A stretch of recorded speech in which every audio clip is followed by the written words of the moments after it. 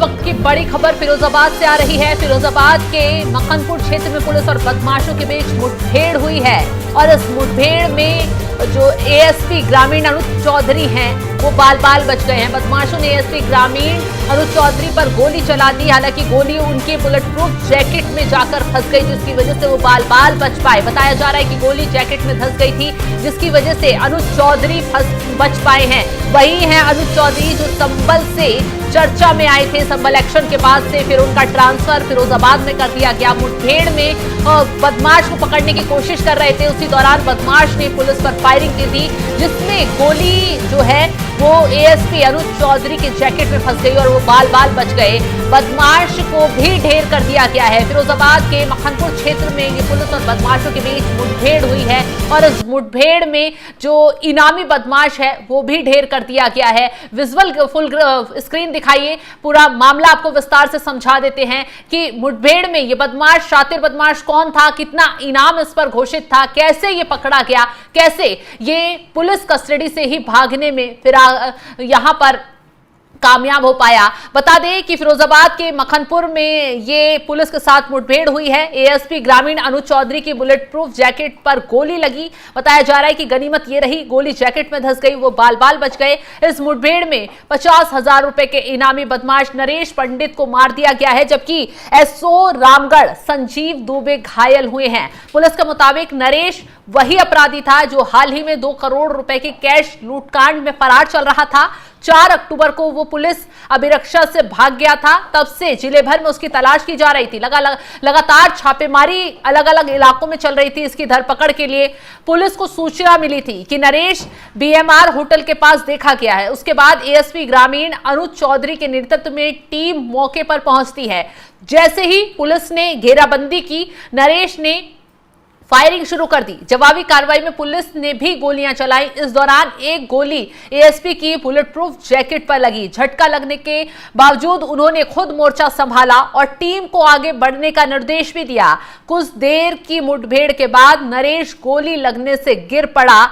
उसे अस्पताल ले जाया गया, जहां डॉक्टरों ने उसे मृत घोषित कर दिया। घटना के बाद पुलिस ने मौके से असला, कारतूस, तमाम वहां से हथियार बरामद कर लिए हैं। घायल एसओ जो संजीव दुबे हैं उनको इलाज के लिए अस्पताल में भर्ती करा दिया गया है। उनकी हालत बता रहे हैं कि स्थिर बनी हुई है। एएसपी सौरभ दीक्षित ने साफ साफ बताया है कि मारे गए बदमाश पर कई गंभीर मामले दर्ज थे। डीआईजी आगरा रेंज ने उस पर 50,000 रुपए का इनाम घोषित किया था। मुठभेड़ के बाद पुलिस ने राहत की सांस ली है। नरेश गैंग के बाकी सदस्यों को पहले ही गिरफ्तार किया जा चुका है।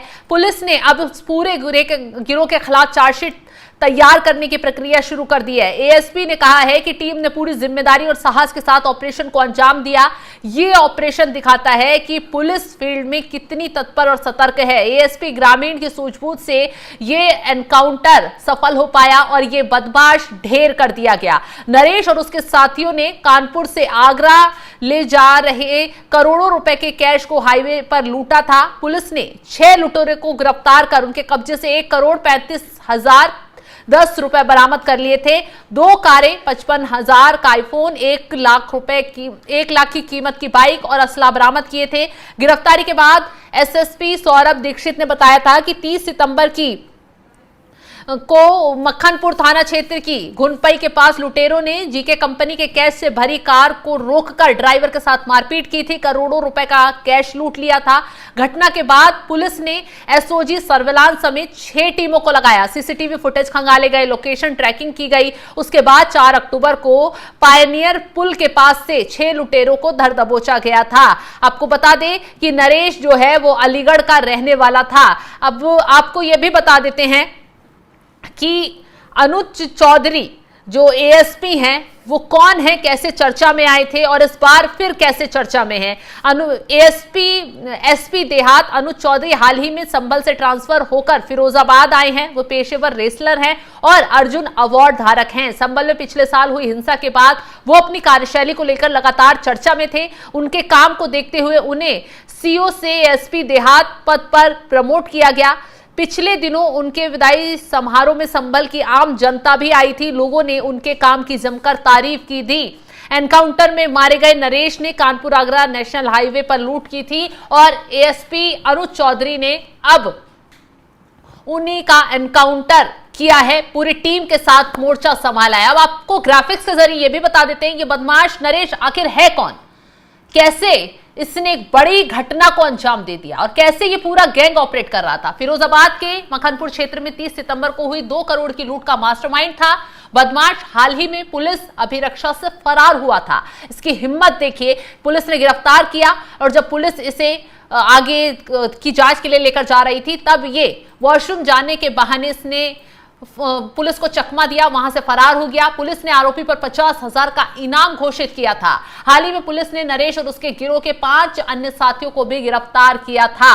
तो ये पूरे खेल का मास्टरमाइंड था और गिरफ्तार आरोपियों के पास से पुलिस ने 1,05,00,000 रुपए की नकदी भी बरामद की थी। नरेश के पास से भी जब एनकाउंटर हुआ हथियार बरामद किए गए। फिरोजाबाद के मखनपुर में 30 सितंबर को हुई 2 करोड़ की लूट का यह मास्टरमाइंड था बदमाश। फिलहाल उसको ढेर कर दिया गया है। पुलिस ने यह बड़ी कामयाबी हासिल की है। खुद एएसपी अनुज चौधरी इस टीम का नेतृत्व कर रहे थे।